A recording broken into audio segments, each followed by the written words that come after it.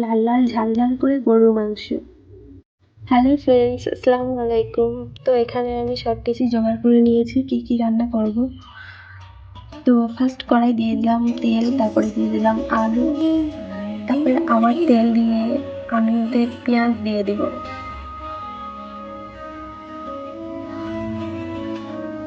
তো দেখো ফার্স্ট আমি পেঁয়াজটা দিয়ে দিলাম। পেঁয়াজটা একটু লালচে হওয়া পর্যন্ত আমি ওয়েট করবো।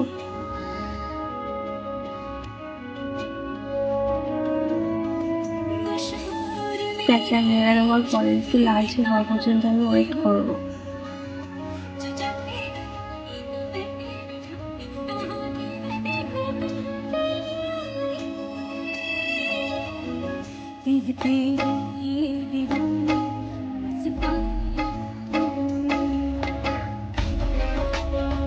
তো লালচে হওয়া দেওয়ার পরে আমি একটু দিয়ে দেবো রসুন বাটা।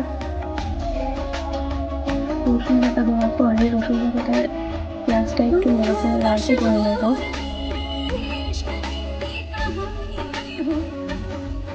দেওয়ার পরে ওকে আমি একটু দিয়ে দেবো টমেটো কুচি।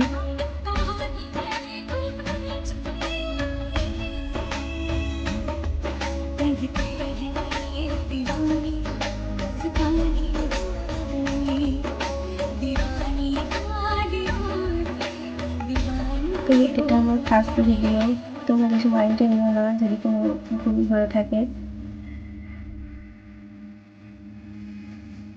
টমেটোটা একটু নিয়ে তার ভিতরে আমি দিয়ে দেবো সেই গরুর মাংসটা।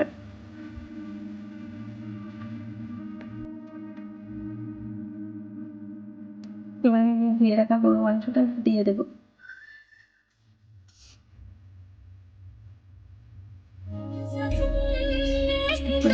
লবণ দিয়ে দেবো।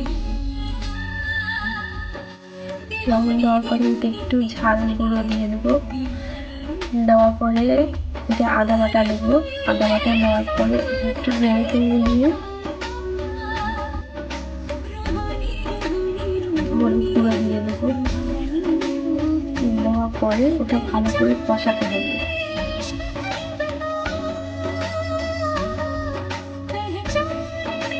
তো এটা আমি ভালো করে কষিয়ে নিয়েছি। এর থেকে দেখছি যখন তেল ছেড়ে দিয়েছে তখন আমি জল দেব।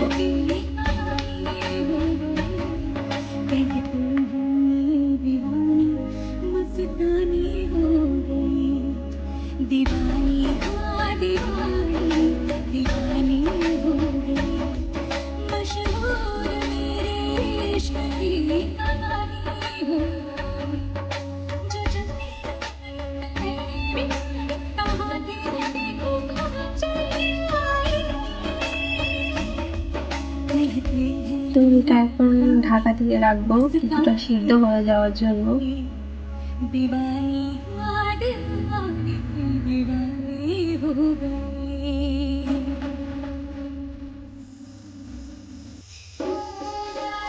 ঝোলটা হয়ে গেলে তারপরে আমি আলু দিয়ে আবার একটু কষে নিয়ে ঝোল দিয়ে এর মধ্যে ব্যাঙ্গালোর ভিউটা দেখবো।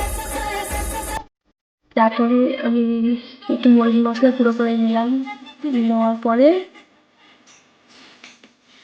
জলটা যখন শুকিয়ে এসেছে তখন ওই মরিচ মশলাটাও ওর উপরে ছড়িয়ে দিলাম।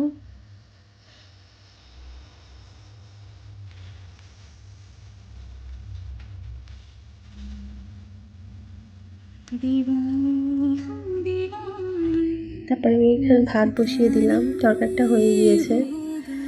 ভাত হওয়ার পরে তরকারি হয়ে গেল, সব কিছু হয়ে গেল। তো দেখো আজকে